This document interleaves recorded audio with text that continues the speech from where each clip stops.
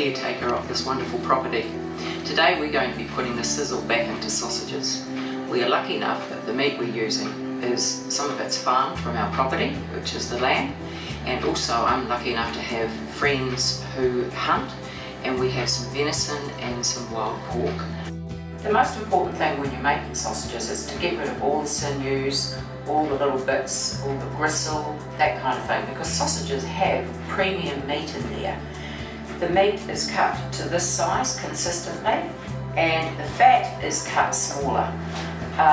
People who don't like fat, they'll be shocked to know that often there's about 30% fat in your sausages, and you can have as much as 50%. So we're going to put this all into the bowl, and we're going to mix the herbs from the garden. Today we're using parsley. It's been finely chopped by my right-hand man. We're also going to be using Italian herbs because we're going to be doing an Italian-style sausage.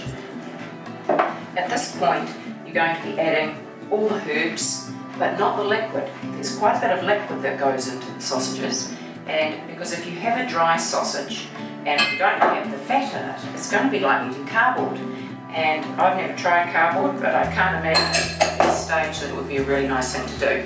So we're just going to get in there and make sure that it's well blended. The idea too is to have it so that your fingers start to feel a bit numb. You know then that the meat's really cold, and it's important to do that because you've got to work quite quickly. It's like doing mud pies when you were a child. You know, if you weren't allowed to do them, you can kind of do it when you're making sausages. At this stage, we're going to put the meat through the mincer, and I have a bowl of ice underneath the plate, and the reason that is there is because we're trying to keep the meat as cold as possible. We're going to just start this off and see how it goes.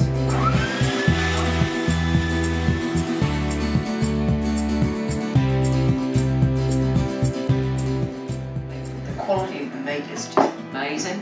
The richness. It's wonderful that we've got the freshest meat that we can possibly have. So we're just about to push the button, and then we'll see what happens.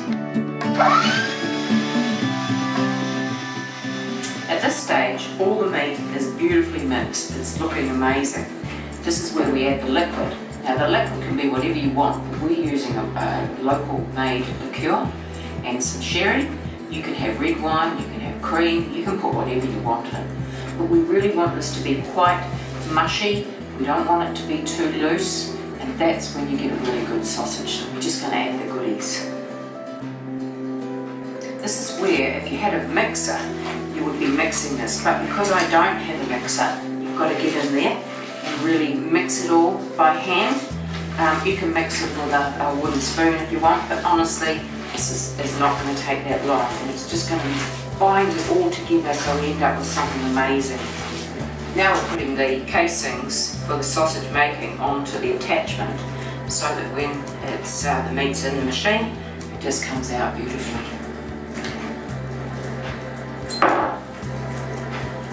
Now I'd like to introduce you to my gorgeous helper Jo, because it takes two girls to make really good sausages. We're going to start the machine, the casings are on, and we'll just see how we go. And a miracle's going to come out the end of the machine.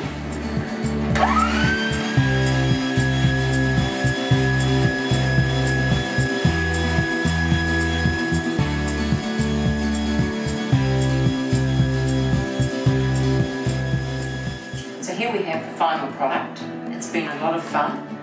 I've had Alex and Jo helping, which we've all had a few laughs, but we've ended up with an amazing product which has come from Marlborough, which is a gourmet province. We've got product from the land, and we've got product from very close by.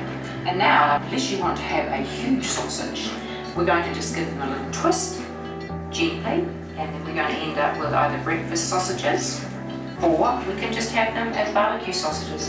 But they will be the best sausages you ever did taste. Come for breakfast. Good morning. We now have the finished product prior to going in the pan. Look at these amazing sausages. We're so happy. They look amazing, like the real thing.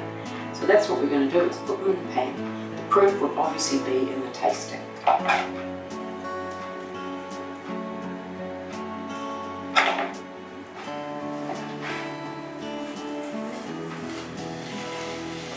And the idea is not to cook them too fast because you split the skins. I'll got a little needle that I'm going to poke them all over with, and I'm going to add some field mushrooms that I've picked this morning. So it's now just wait and see. So now we have our end product. It's been such a lot of fun working in this great kitchen that we have here and being able to source the products that we have from both our property and from marvellous Marlborough. It's an abundance property and it's a joy to live here. We're going to try the product shortly, which I'm really looking forward to, but come and view this property. Come and have a look for yourself. It has everything and more. Thanks for watching.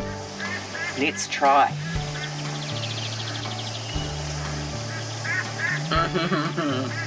Tastes good.